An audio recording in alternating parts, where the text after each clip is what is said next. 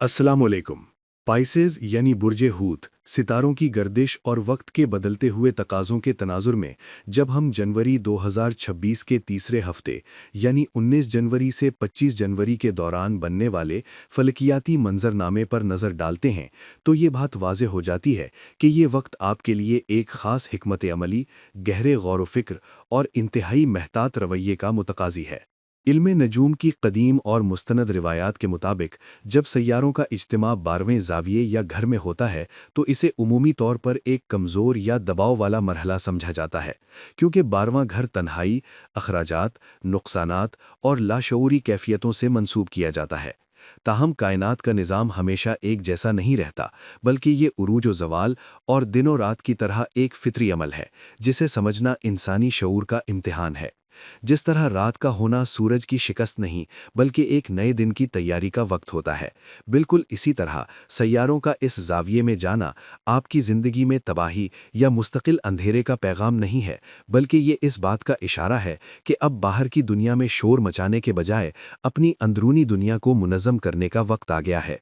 जो अफराद वक्त की नब्ज़ को समझते हैं और जो जानते हैं कि कब आगे बढ़ना है और कब रुक कर सांस लेना है, वो ऐसे मुश्किल मरहलों में भी शिकस्त नहीं खाते, बल्कि वो इस दौरानिए को अपनी खामियों की इस्लाह और अपनी ताकत को दोबारा मुज्तमा करने के लिए इस्तेमाल करते हैं।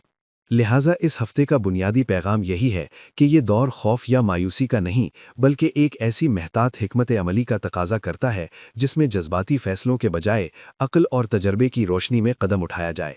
जनवरी के इस तीसरे हफ्ते में वक्त का मजमूई रुझान इस बात की निशानदेही कर रहा है कि बुर्जे हूत के लिए कायनाती सपोर्ट, जो शायद गुज़िश्ता कुछ अरसे में काफ़ी मजबूत रही हो, अब बतदरीज दरमियानी सतह पर आती जा रही है, या यूं कहीं कि वो कदरें मध्यम पड़ रही है।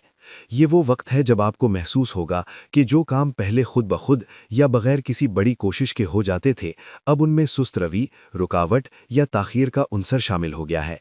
मुफ्त या कुदरती तौर पर मिलने वाली आसानियां अब ख़त्म हो रही हैं और अब आपको अपनी हर कामयाबी के लिए शऊरी कोशिश और जिद्दोजहद करनी पड़ेगी।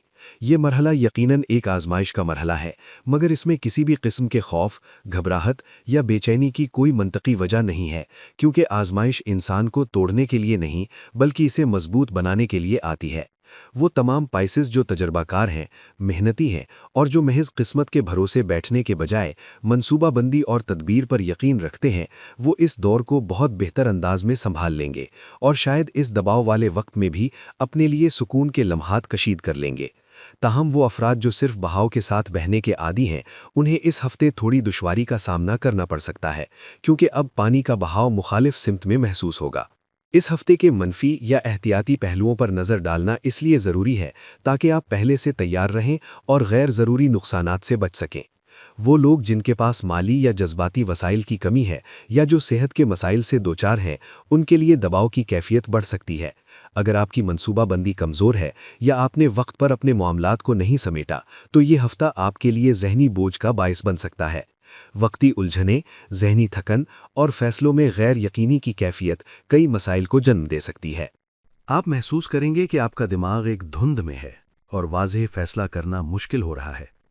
ऐसे में दूसरों पर हद से ज़्यादा इन्हिसार करना नुकसानदेह साबित हो सकता है, क्योंकि 12वीं घर की एनर्जी अक्सर धोखे या गलत फहमियों का सबब भी बनती है। ये वक्त ऐसा नहीं है कि आप आंखें बंद करके किसी पर भरोसा करें या अपने अहम राज किसी के सपुर्द करें। ख़ास तौर पर माली मामलात में हाई रिस्क फैसले, स्टॉक मार्केट में सट्टाबाजी, गैर ज़रूरी सरमायाकारी या महज जज्बात की रौ में बहकर किए गए फैसले आपको एक लंबे अरसे के लिए परेशानी में मुब्तला कर सकते हैं। इसलिए इस हफ्ते का सुनहरी उसूल यही है कि देखो और इंतज़ार करो की पॉलिसी अपनाई जाए और किसी भी बड़े माली या जज्बाती जोखिम से इज्तनाब किया जाए। सैयारों की पोजीशंस का अगर बारीक बीनी से जायज़ा लिया जाए तो हमें मालूम होता है कि 4 अहम सैयारे यानी मार्स यानी मर्रीख, वीनस यानी ज़ोहरा, सूरज यानी शम्स और मरकरी यानी अतारद इस वक्त आपके 12वें ज़ाविये में जमा हो रहे हैं, जो कि एक इंतहाई अहम और हसास फल्कियाती वाक़या है। 12वां घर ख्वाबों, तन्हाई और लाशऊर का घर है। जब इतने ज़्यादा सैयारे यहाँ जमा होते हैं तो इंसान की तवानाई बाहर की दुनिया में ज़ाहिर होने के बजाय अंदर की तरफ मुड़ जाती है, जिसके नतीजे में इंसान एक अजीब सी अंदरूनी कशमकश, तन्हाई पसंदी और वक्ती स्लो डाउन का शिकार हो जाता है। مارس کا یہاں ہونا آپ کی جسمانی توانائی کو کم کر سکتا ہے یا آپ کو محسوس ہوگا کہ آپ کی کوششیں ضائع ہو رہی ہیں۔ وینس کی یہاں موجودگی رشتوں میں ایک طرح کی دوری یا سرد مہری لا سکتی ہے یا پھر خفیہ اخراجات سامنے آ سکتے ہیں۔ سورج کا 12ویں گھر میں ہونا آپ کی قوت مدافعت اور اعتماد میں عارضی کمی کا باعث بن سکتا ہے، جبکہ مرکری کی یہاں موجودگی آپ کے خیالات کو منتشر کر سکتی ہے اور آپ کو اپنی بات سمجھانے میں دشواری پیش آ سکتی ہے۔ اس کے ساتھ ہی جوپیٹر یعنی مشتری، جو کہ آپ کا روایتی حاکم بھی ہے، وہ ریٹروگریڈ یعنی رجت میں ہے، جس کا مطلب ہے کہ قسمت کا دروازہ وقتی طور پر بھاری ہے اور بڑے فیصلوں میں تاخیر یا امیدوں کا بر آنا مشکل نظر آ سکتا ہے۔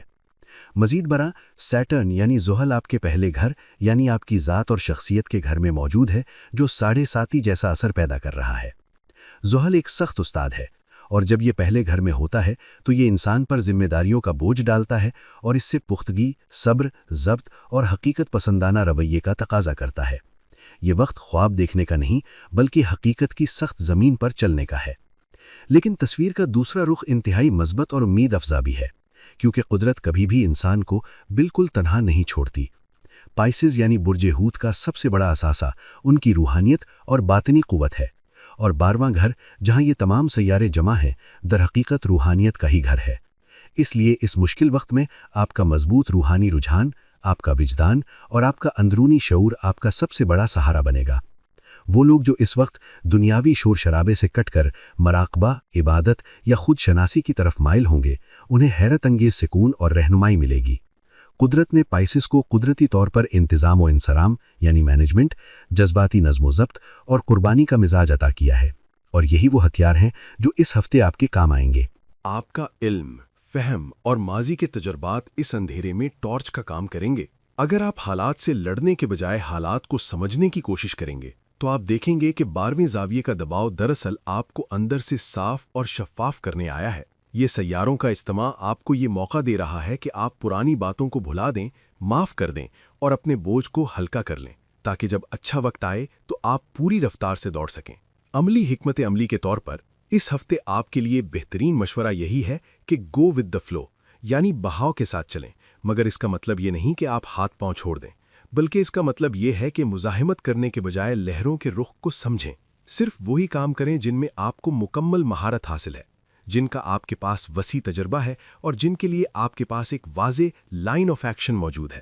یہ وقت نئے تجربات کرنے، قسمت آزمانے یا اندھیرے میں تیر چلانے کا قطعی نہیں ہے۔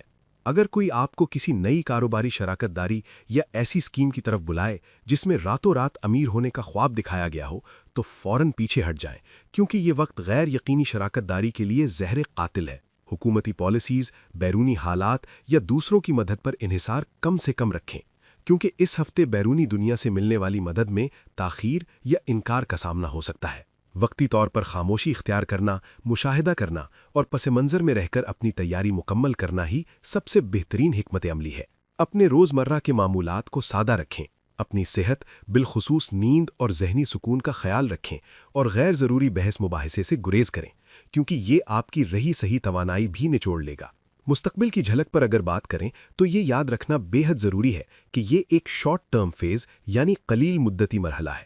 یہ کوئی مستقل سزا نہیں ہے۔ ستاروں کی چال ہمیشہ بدلتی رہتی ہے اور بہت جلد یہ بادل چھٹ جائیں گے۔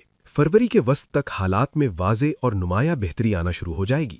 یہی سیارے جو آج 12ویں گھر میں بیٹھ کر آپ کو سست کر رہے ہیں، جب یہ حرکت کرتے ہوئے آپ کے پہلے زاویے فرسٹ ہاؤس میں داخل ہوں گے تو آپ محسوس کریں گے کہ آپ کی زندگی میں بہار آ گئی ہے۔